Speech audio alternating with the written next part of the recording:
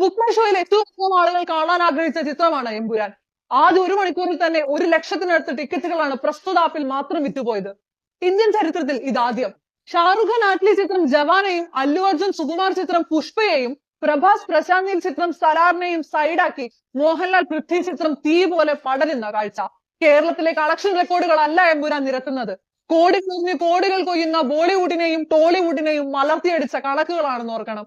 ട്രെയിലറിന് പുറകെയാണ് advance booking സ്റ്റാറ്റസുകളും വാർത്തയിൽ ഇടം പിടിക്കുന്നത്. കേരളത്തിലെ ലിയോയുടെ ആദ്യ ദിന റെക്കോർഡായ 12 കോടി ഭേദിക്കുക എന്നത് എമ്പുരാൻ ഇന്നൊരു വെല്ലുവിളി പോലും അല്ലെന്നതാണ് ഇൻഡസ്ട്രിയിലെ സംസാരവും. ചിത്രം ലക്ഷ്യം വെക്കുന്നത് ഇന്ത്യൻ ബോക്സ് ഓഫീസിൽ ഒരു സ്ഥാനമാണ്.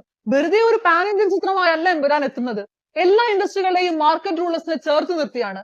തമിഴ്നാട്ടിൽ ശ്രീ ഗോകുല മൂവീസും ആന്ധ്ര തെലങ്കാന സംസ്ഥാനങ്ങളിൽ ദിൽരാജുവിന്റെ ഉടമസ്ഥതയിലുള്ള ശ്രീ വെങ്കിടേശ്വര ക്രിയേഷൻസും കർണാടകയിൽ ഹൊമ്പാലയും നോർത്ത് ഇന്ത്യൻ സംസ്ഥാനങ്ങളിൽ അനിൽ തഴാനി നേതൃത്വം നൽകുന്ന AA ഫിലിംസുമാണ് എമ്പുരാൻ തിയേറ്ററിൽ എത്തിക്കുന്നത്.